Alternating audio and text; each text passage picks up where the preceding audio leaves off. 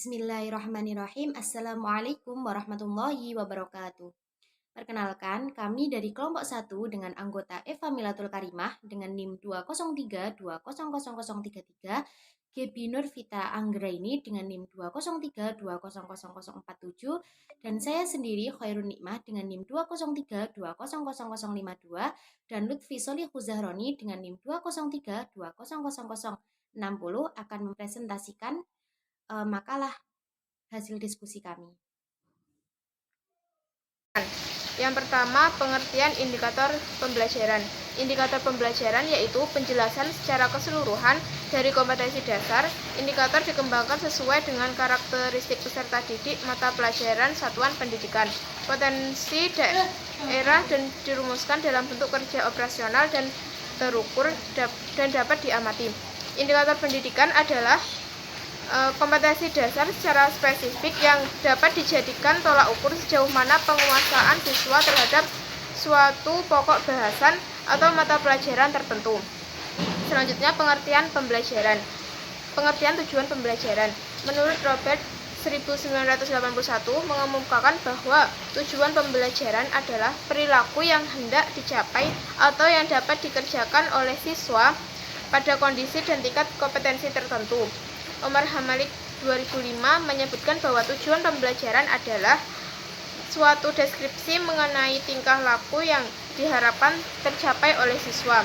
Meski para ahli memberikan rumusan tujuan pembelajaran yang beragam, tapi semuanya menunjukkan esensi yang sama, yaitu 1.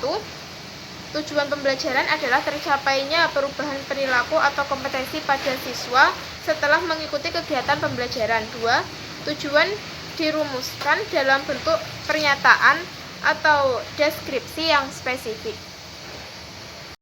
Assalamualaikum warahmatullahi wabarakatuh. Perkenalkan, nama saya Gebi Nurvita Anggraini, NIM 203200047 dari kelas PGMIB.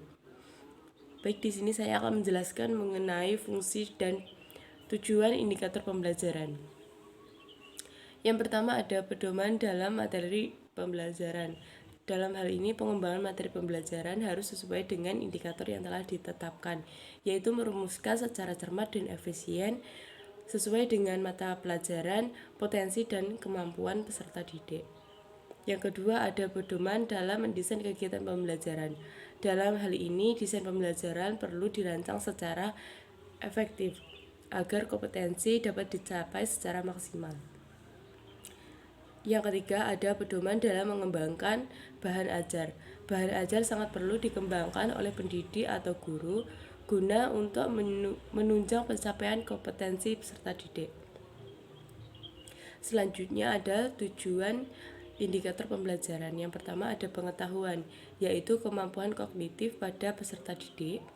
Selanjutnya ada pemahaman, yaitu kedalaman pengetahuan yang dimiliki peserta didik. Selanjutnya ada kemahiran, yaitu kemampuan setiap individu untuk melaksanakan secara praktik tentang tugas yang telah diberikan. Selanjutnya ada nilai, yaitu norma-norma yang bersifat deduktif bagi peserta didik. Selanjutnya ada sikap, yaitu pandangan individu terhadap sesuatu. Selanjutnya ada minat, yaitu kecenderungan individu untuk melakukan sesuatu. Sekian dari saya. Wassalamualaikum warahmatullahi wabarakatuh. Selanjutnya adalah karakteristik indikator hasil belajar yang baik. Pada prinsipnya, pengungkapan hasil belajar ideal meliputi segenap ranah psikologis yang berubah sebagai akibat pengalaman dari proses belajar mengajar tersebut. Untuk mengetahui berhasil atau tidaknya dalam mengajar, maka siswa dikatakan berhasil apabila memiliki prestasi yang baik dan dikatakan sebagai tidak berhasil apabila mahasiswa mendapatkan prestasi yang buruk. Pada umumnya, hasil belajar dapat diklasifikasikan menjadi 3. Yang pertama, keefektifan, yang kedua ada efisiensi, yang ketiga ada daya tarik. Keefektifan pembelajaran biasanya diukur dengan tingkat pencapaian si pelajar. Ada 4 aspek pencapaian, yaitu yang pertama, kecermatan penguasaan perilaku yang dipelajari atau sering disebut dengan tingkah kesalahan. Kedua, kecepatan untuk kerja. Ketiga, tingkat ahli belajar. Dan yang keempat, tingkat retensi dari apa yang dipelajari. Yang kedua adalah efisiensi. Pembelajaran biasanya diukur dengan rasio antara keefektifan dengan jumlah waktu yang dipublikasi si pelajar dan jumlah biaya pembelajaran yang digunakan. Dan yang ketiga adalah kunci pokok umum memperoleh ukuran dan data hasil belajar siswa adalah mengetahui garis besar indikator dengan jenis prestasi yang hendak diungkapkan atau diukur. Sebagai indikator hasil belajar, perubahan pada 3 ranah tersebut dirumuskan dalam tujuan pengajaran. Dengan demikian, hasil belajar dibuktikan dengan baik dalam bentuk pengetahuan, sikap, ataupun keterampilan yang menjadi ketentuan suatu proses. Sehingga dapat disimpulkan bahwa indikator keberhasilan belajar ada dua. Yang pertama, daya serap tinggi baik perorangan maupun secara kelompok. Yang kedua, perilaku yang digariskan dalam tujuan pengajaran atau indikator telah tercapai secara perorangan atau kelompok, sehingga suatu proses belajar mengajar dianggap berhasil ketika daya serap tinggi baik secara perorangan maupun secara kelompok, dan perilaku yang digariskan dalam tujuan pembelajaran telah tercapai. Sebagai indikator hasil belajar, perubahan pada 3 ranah tersebut dirumuskan dalam tujuan pengajaran. Dengan demikian, hasil belajar dibuktikan dengan baik dalam bentuk pengetahuan, sikap, ataupun keterampilan yang menjadi ketentuan suatu proses. Sehingga dapat disimpulkan bahwa indikator keberhasilan belajar ada dua.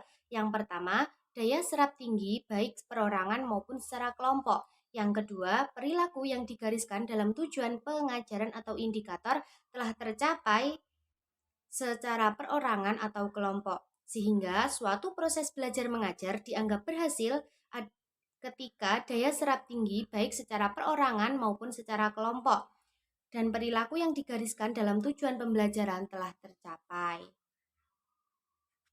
Assalamualaikum warahmatullahi wabarakatuh. Perkenalkan, nama saya Wisari Rosahroni dari kelas PKMIP. Di sini saya akan menjelaskan tentang pengembangan indikator pembelajaran. Indikator dalam pencapaian kompetensi. Indikator merupakan penanda pencapaian KD yang ditandai oleh perubahan perilaku yang dapat diukur dengan mencangkup sikap seperti pengetahuan dan keterampilan. Selanjutnya, pengembangan indikator memerlukan informasi karakteristik pada peserta didik yang unik dan beragam.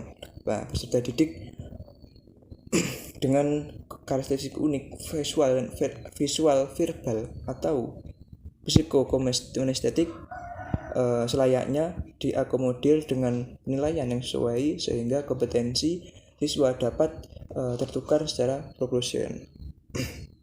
Yang pertama, menganalisis kebutuhan dan potensi.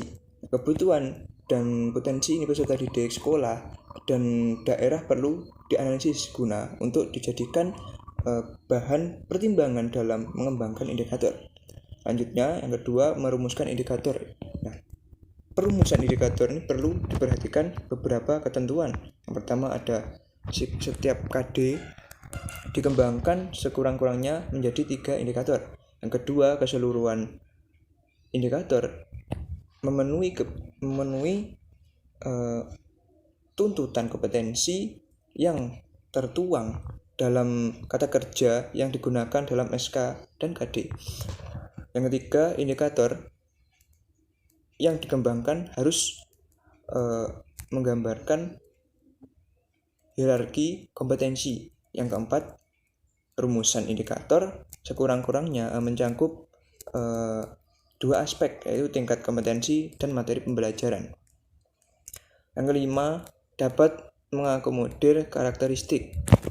Selanjutnya, pengembangan tujuan indikator. Yang pertama, 1. Manfaat pembelajaran. Sebagai manfaat pembelajaran ini sebagai acuan dari semua komponen rancangan atau desain pembelajaran. 2. Lanjutnya, alasan perlunya tujuan pembelajaran. yaitu yang pertama, tujuan pembelajaran yang dirumuskan dengan jelas akan dapat digunakan untuk mengevaluasi efektivitas keberhasilan proses pembelajaran. Yang kedua, tujuan pembelajaran dapat digunakan sebagai pedoman dan panduan kegiatan belajar peserta didik.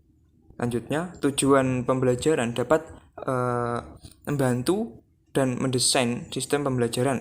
Selanjutnya, tujuan pembelajaran ini dapat digunakan sebagai kontrol dalam menentukan batas-batas dan kualitas pembelajaran. Selanjutnya yang ketiga cara merumuskan tujuan pembelajaran. Cara merumuskan ada dua. Yang pertama, referensi nilai guru, dan yang kedua yaitu analisis taksonomi perilaku. Referensi nilai guru ini yaitu referensi nilai guru yaitu cara pandang dan keyakinan guru mengenai apa yang penting dan seharusnya diajarkan kepada peserta didik, serta bagaimana cara membelajarnya dan serta bagaimana cara membelajarkannya. Selanjutnya, analisis taksonomi perilaku itu melalui taksonomi perilaku, guru akan dapat menitik beratkan bentuk dan jenis pembelajaran yang akan dikembangkan. Apakah seorang guru hendak menitik beratkan pada pembelajaran kognitif, afektif, dan psikomotor. Mungkin cukup sekian. Wassalamualaikum warahmatullahi wabarakatuh.